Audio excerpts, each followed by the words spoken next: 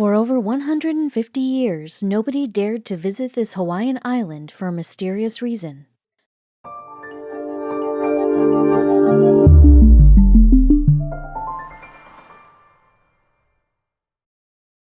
But before we start, please make sure to subscribe to M&R TV and hit the bell so you never miss any upload from us.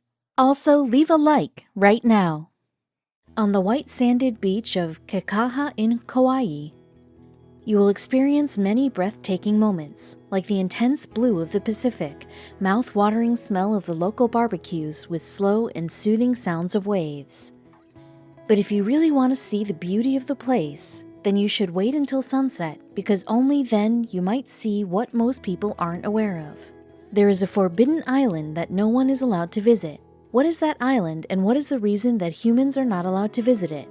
There have been several attempts where people tried to enter the island, but they met the most unexpected fate that made them regret their decision. The story is non-fictional. You'll see that in the real world, there are some places that are still out of human reach. Reaching Mars is possible, but not this place. When you're in Hawaii, you can find people wearing those beautiful garlands around their heads, tan surfers, and amazing views that make you want to stay for longer when you know your vacation is about to end. There's a very interesting history that revolves around this incredible island, of which only a few have a roundabout. As time passed, the Hawaiian culture was lost due to the colonization, never to be seen again. But among the beautiful huge mountains, there was one place that stayed hidden for centuries. This island survived everything, but still didn't allow any external human entry.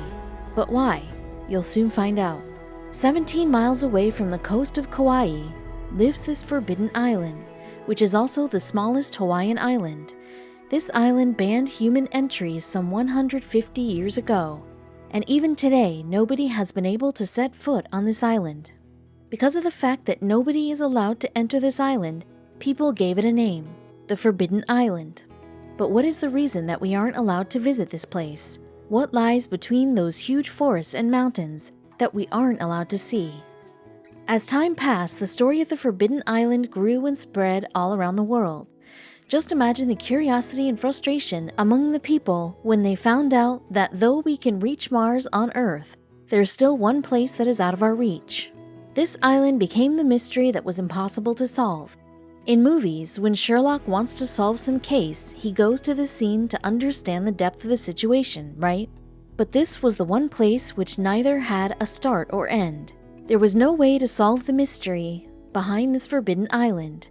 But eventually, it was solved, and you'll be surprised to see what all happened that made this place forbidden. In 1800, a girl was born into a family of merchants. Who could have thought that this girl would soon change history? Elizabeth Mick Hutchison was born to change the world. And don't forget that it was the time when women were considered a way to continue the family lineage. But she was different and became the chiefess of Hawaii. Amazing, right? So what role did she play in this story? All we can say at this moment is an important one. Elizabeth was better known as Eliza. She grew into a beautiful woman, and at the age of 24, she married Francis Sinclair in 1824. Francis was captain of a ship, and their family started to grow. Eliza and Francis had 6 children, and the whole family started a new venture when they set sail for a new life and beginning in New Zealand. In 1841, 8 people stepped foot in the land of Maori. Even after moving so many times from one place to another, in the end, they settled in Pigeon Bay, where they built a farm through which they started to make money. Everything was going well for the Sinclair's family, and the new city seemed like the city of their dreams. But in the year 1846, things didn't remain the same. As we already told you about Francis's profession, he was aware of the sea routes by heart. For the family's supplies, he was the one who sails for the trade in different parts of the country. His eldest son started to show interest in sailing, and in no time, Eliza could see the father-son duo waving at her, telling her that they would be back soon. One day, Francis and his eldest son set for a voyage on their self-made ship, Jessie Millar. But something happened that day. Francis and his eldest son left the shore with several other people, and the ship was filled with people. It wasn't something new they were doing this time, as they had been doing this for all their lives. Everybody was on that ship for one purpose, which was to trade and buy family's goods. But it seemed like that sea wasn't in a good mood that day, and Jesse Millar crashed. Nobody survived, but memories for their loved ones. At the age of 46, Eliza was now a widow. The last cargo, which was with Eliza when this unfortunate event took place, shattered all her dreams. But things were only getting darker for her. Eliza was now left with her 5 children and the supply of last cargo, and she wasn't ready to take charge, but still, she had to move on. Determined, she was ready to change both her and her children's lives, and it was time to toughen up her Scottish roots to come out.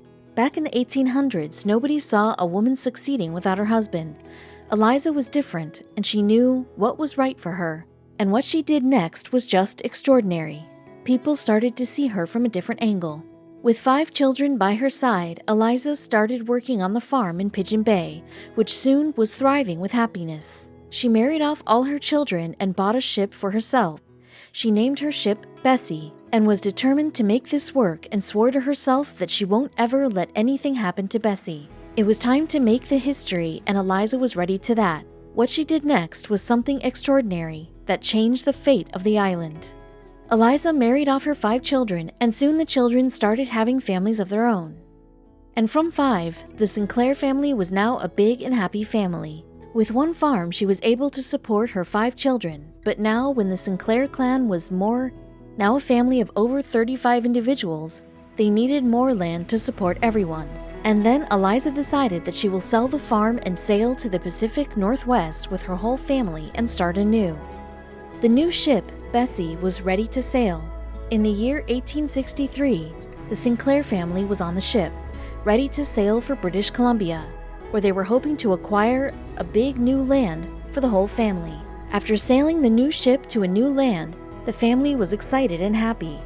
But the Vancouver Island had something else planned for the family, and when they thought things would be easy, it turned out to be exactly the opposite. After reaching Vancouver Island, the family was surprised to see that the land was not actually land, but filled with wilderness and undeveloped. They weren't expecting this, as the land wasn't fit to be counted as a decent farm.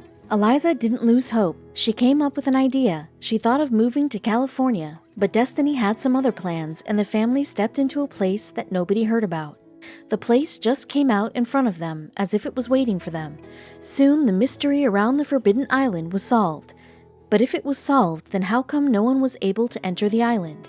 Was it really an island or just an illusion of the family? The Hawaiian Islands are also known as the Sandwich Island, and the sea route was the safest back then for the ships to pass. Eliza took the same route, and without discussing with the family, she took a turn in the night and sailed her ship towards the south of Hawaii. Obviously, she was anxious about her decision, but that didn't stop her from making the life-changing decision. She was confident that this would change her family's life forever. Indeed, it did change a life, but in the most unexpected way. When she arrived at this mysterious island, Eliza was just 63 years old. She was brave and took a decision which she thought would be better for her family. Eliza and her family were in Hawaii. Looking at the place, the family realized this place was no California, but something else. Eliza, who was looking at the sea, spotted another ship which was coming their way. It was the ship of King Kamehameha V, the ruler of the Hawaiian Islands. But then something amazing happened with the family. King Kamehameha V was just visiting the islands when the crew members spotted an unknown ship and notified the king. The king ordered the ship captain to take him to that island. King Kamehameha met Eliza and introduced himself. She asked about the island that was looking so mysterious to the whole family. The king told them this island is Niahu. It was then the king asked if Eliza was willing to buy this island. She was surprised and happy that at last they could start anew, but it was just a start. We have no idea why Kamehameha V agreed on selling the island to Eliza in the first place. In 1864, Elizabeth Sinclair bought the Niahu Island from the Kamehameha V for $10,000, which she paid in gold. But there was one condition that the king put in front of Eliza that changed the fate of the family and the island. The condition was tough, but still Eliza was tired of traveling and agreed on that one condition. So what was the condition? Kamehameha V sold the island to the Sinclairs and said, "Niahu is yours, but the day may come when the Hawaiians are not as strong in Hawaii as they are now. When that day comes, please do what you can to help them." After hearing those words, she got a new purpose in her life. She and her family were more than happy to help people. Surprisingly, there were humans living in that small, mysterious island. But what help was Kamehameha talking about? The Sinclair's family settled into their new life in Niahu Island. They knew what they promised to the king before purchasing the island, and Eliza made sure that the promise stays with the family. Soon, Elizabeth was chosen as a chiefess by the native people of Niahu Island. The Sinclair family worked very hard for the locals. They provided them with houses, that, too, free of charge. The natives of the Niahu Island weren't aware of the outer world the way other countries were, so they welcomed the changes that were being brought by the Sinclair family. It wasn't like they were imposing strict rules on the natives, but they asked the natives' only thing was to attend church every Sunday, which wasn't much of a task because due to the colonization, the people were already introduced to Christianity. After Christianity was introduced to these people, several missionaries stayed at this island for some time. After a few decades later, in 1893, the Hawaiian Monarchy ended after the intervention from the American government. While the American government was trying to impose the statehood in the Hawaiian Islands, the culture and traditions of these islands started to fade away. But the Niahu Islands didn't oppose their gates for outer people, and they remained hidden from the American government. The Sinclairs were able to stop the American government from entering the island, as the island was private property and the family tried their best to make sure that things remained the way they were. The family created a pressure that built a wall between the Niahunian and the United States. It was in the 1930s when Niahu made a very dramatic proclamation that changed the history of Niahu Island. The island decided that it would not allow any American influence on the people and made sure that the island would completely be off limits. The island was closed to all visitors. The decision was really made to protect the natives of the island. Back then, diseases like polio and measles were spreading like fire all over the world, and to save the natives from these diseases, they made sure nobody from the outer world entered the island. After they cut off every connection with the outer world, Niahu was saved and was able to preserve its culture known as kahiki. Unlike the other islands of Hawaii, which surrendered themselves, Niahu fought for its independence. They knew how important their roots were, and Eliza was able to keep her promise she made to Kamehameha V. Today, Niahu is the only place in the world where the Hawaiian language is the dominant one. It's not like these Niahuans live differently. It's just that they have their own way of living that makes them different from other people. Even in this place, many natives speak several other languages, and people don't just rely on farming, but look for job opportunities in the Forbidden Island and Kauai. They are aware of everything that has been happening to the world, but as they say, every coin has two sides. And just like that, the decision of staying away from the outer world has also affected them in certain ways. When the natives decided to cut off every tie from the outer world and made sure no person from the outer world enters the property, they also cut off many opportunities, like electricity. But that didn't stop the natives. Though they don't have a facility for running water and electricity, they relied on other resources. They sustained the civilization on collected waters and produced electricity with the help of solar panels. In Niahu, every house has a solar panel attached to the roof. Amazing, right? The Kauai is much more advanced than the Niahu, and the people of Niahu know that for a fact, and this is why they know how to use the resources from their neighbor, Kauai. They get their weekly deliveries of groceries and other needs from parts of Kauai. Though alcohol and tobacco are never included in these lists, as the Sinclairs have banned them officially, and guns too. Though they have banned guns on the island, they are still fulfilling an outer purpose for somebody else, because of the reason that this place is strategically in a very important position for the United States. The U.S. military has set up an army base near Niahu Island, and because of that, several Niahuans serve in the U.S. Army.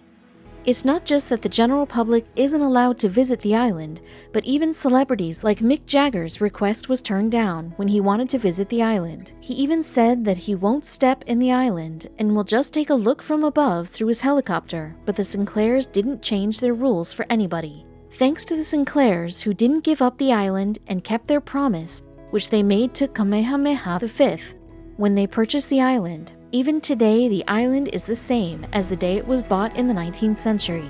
This place is left alone for a very good reason.